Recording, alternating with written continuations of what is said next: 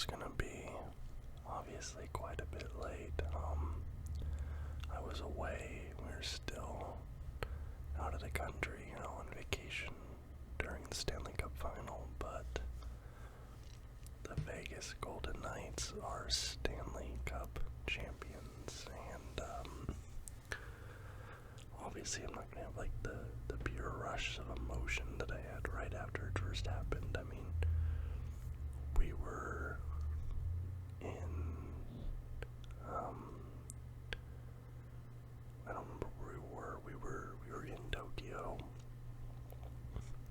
We were getting ready to go into Team Lab's planets.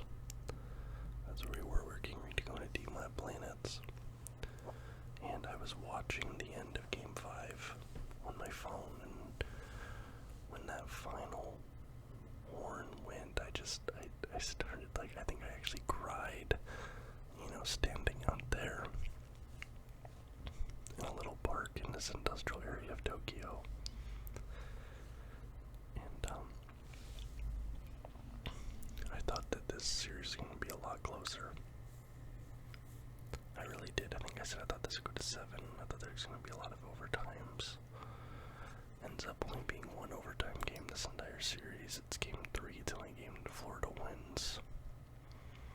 Florida got really close to game 4 as well, but Hill makes that huge save right at the end of the game, but Transload gone to the box, delay a game. There's like a 6-on-4 power play because the goalie pulled in the last 30 seconds or so of the game, but the puck stays out.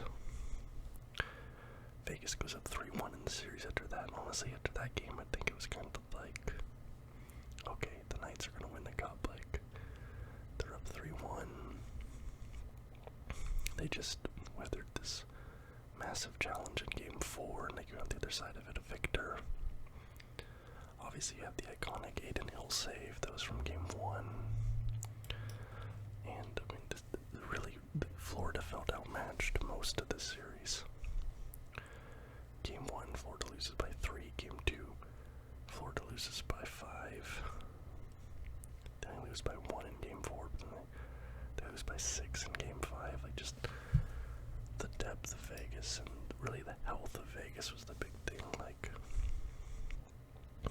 outside of the goalies, everybody's healthy.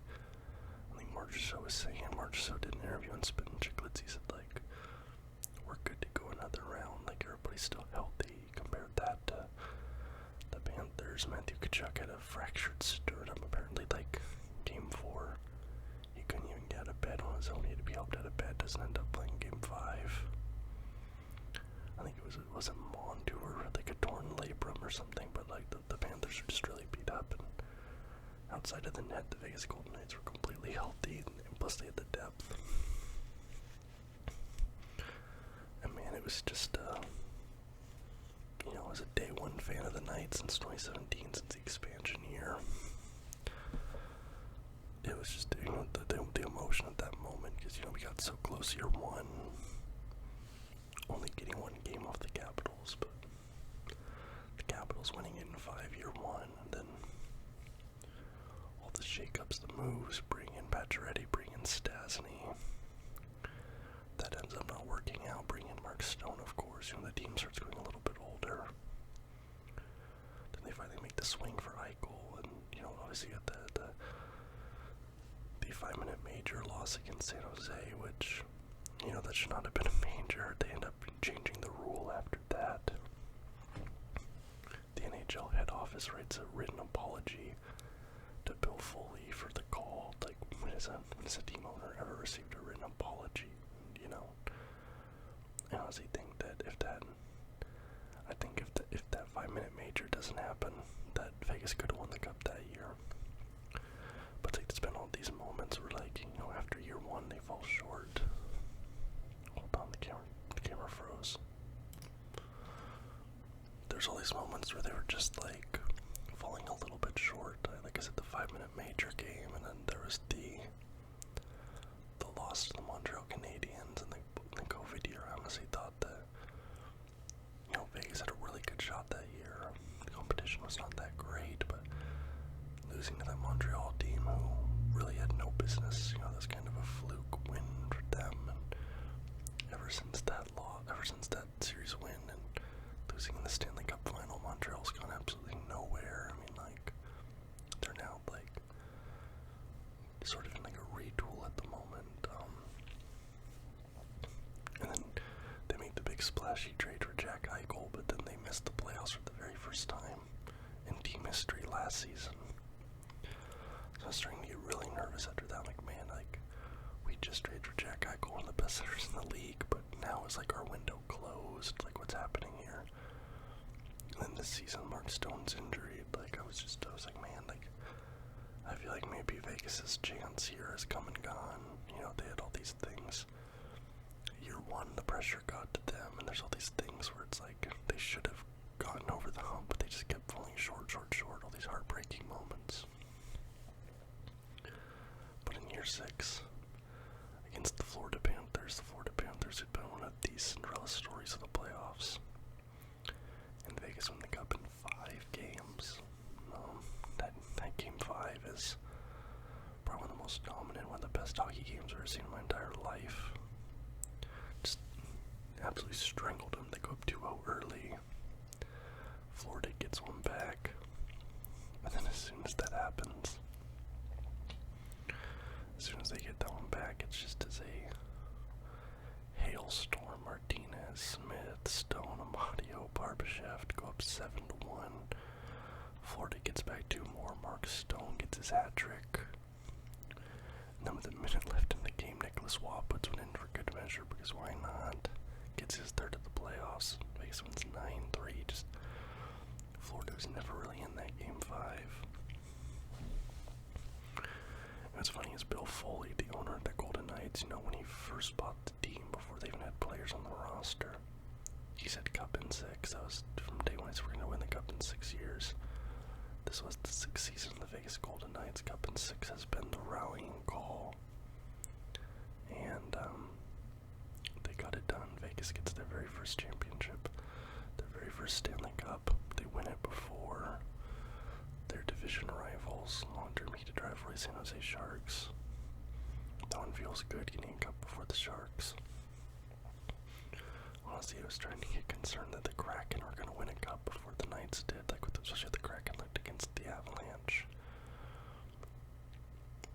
But, I mean, if the Kraken would have won a cup before the Knights, Vegas would have never lived that down.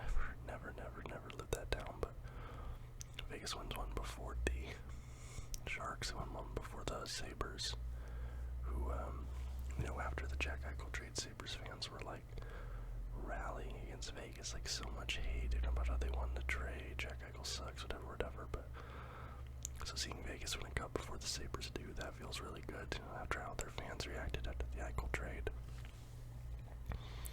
Eichel gets one before McDavid. Just a lot of interesting things here, and then of course, you know, Adin Hill. Adin Hill's the story of the playoffs here. The Conn Smythe does end up going to Jonathan Marchessault, so he was definitely deserving of it. Just on an absolute tear with goal scoring through the last 2 series, especially. Him and Jack Eichel just developed this amazing chemistry, though, over the course of the playoffs. And I think Marchessault even said to Jack, like, you know, you set me up, like, this is because of you, stuff like that. Honestly, for me, it felt like there was 4 guys who were deserving the Conn Smythe that could have gone to Eichel. Marchessault, obviously, who won it, was, I think, the story been in his favor for a while. Adin Hill. I think if Adin Hill would have played more games, if he would have played the first round and stuff, I think Adin Hill probably would have got it, but his performance was otherworldly. Mark Stone, I think, was also, you know, a guy who was in contention there. Especially Mark Stone, you know, scoring the very first Stanley Cup final hat trick since 1922. Mark Stone, yeah, he gets the hat trick. The last guy to do it was Babe Dye for the Toronto St. Pats in 1922. Before that is Jack Darr of the Ottawa Senators in 1920. So nobody has scored a goal in the Stanley Cup final series for, did I say goal or hat trick? Nobody scored a hat trick in the Stanley Cup final game since 1922, Mark Stone does it against the Panthers. He ends up getting a mural done of himself in Vegas. And there's a stat. It said the Vegas Golden Knights scored more goals on Sergei Bobrovsky in 84 minutes than the Hurricanes did the entire Eastern Conference Final Series. Which I thought was crazy, but what? It's the Bobrovsky thing. Like, Bobrovsky looked otherworldly, but I honestly do think that the Panthers winning their series so early and the Golden Knights taking theirs out helped Vegas. And I talked about this in my prediction video that I did before we left. There's been multiple times where a team coming off a sweep meets a team coming off of a Game 6 or Game 7 in the Stanley Cup Final. And 100% of the time, the team that's coming off the sweep loses. They always lose. So if you want to win a Stanley Cup, do not sweep at the conference final. Historically, you are going to lose if you do that. And really, I think it's just the rest. Because Bobrovsky cooled down.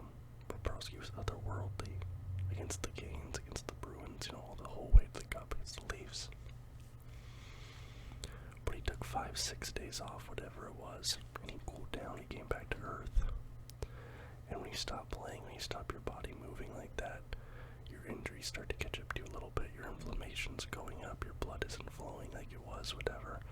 And your injuries start to nag you a little bit. And I honestly think that rest really hurt the Florida Panthers. It hurt them a lot. Obviously the injuries as well, but it is a very interesting story for the Panthers. So, coming into the wild card, they come in, they go to Stanley Cup. They're kind of, they're in an interesting spot going forward. Do we think we'll see them back here next year? I don't know. Are they going to be a higher seed next year? It's very interesting. I think they're going to definitely be making some moves this offseason to try and, find that one or two pieces to kind of take them over the edge. They were just in a Cup Final, but St. Louis Blues won the Cup. Where did they go? They're towards the bottom of their division now. Montreal Canadiens went to the Cup Final. They lost. They went to the Cup Final a couple years ago. Where are the Canadiens at now, so just because Florida made it this year does not mean that they're going to make it next year. And I don't know. I don't even know if I expect Vegas to make it to the Cup Final again next year. I don't think they'll fall to the playoffs, but I don't expect them to repeating in the finals really hard. They're not going to be able to re-sign Barbashev. Aiden Hill's looking to get like a $5 million deal, but the team should mostly be the same. Maybe Dorofeyev will be getting some more minutes, which I'd really like to see, but Vegas will continue to be a deep team even through next season. As far as Florida's concerned, a big part of this honestly felt like just a lack of discipline for them as well. If you look at, I think it was game 2, there's a play behind the net where one of the Vegas skaters, I'm not sure exactly who, I think it might be Eichel behind the net. He already has a guy chasing him, but then Montour gives up on his guy, I would think it was Marchessault, to go behind the net and throw a hit on Eichel. So now there's two guys on Eichel, gets the puck out in front, Marchessault gets a goal. And it felt like that a lot. It really just felt like Florida was undisciplined. I mean, look at the end of Game 4. You get this huge brawl that happens after the game ends when they lose. Kachuk was taking, I think he got multiple unsportsmanlike penalties in this series, which was just really weird, because he had been so good throughout the early series that they played in, because I know, what had been a concern for him was his penalties and his attitude and stuff like that. So it seemed like he got it under control. But in this series, he just got under his skin. He was taking stupid penalties, took the unsportsmanlike. And then, on the other side of that discipline thing, the Florida line changes, they had some really sloppy line changes that led to goals against, more than once. I think there was 2 or 3 goals this series for Vegas that directly came off of a bad Florida line change, which is really just really simple basic stuff that should have been drilled into them, not to do, especially when you get to this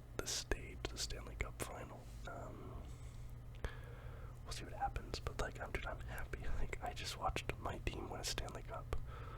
None of my sports teams have won anything outside of the Seattle Seahawks being the Denver Broncos in like 2013 or whatever it was in my entire lifetime.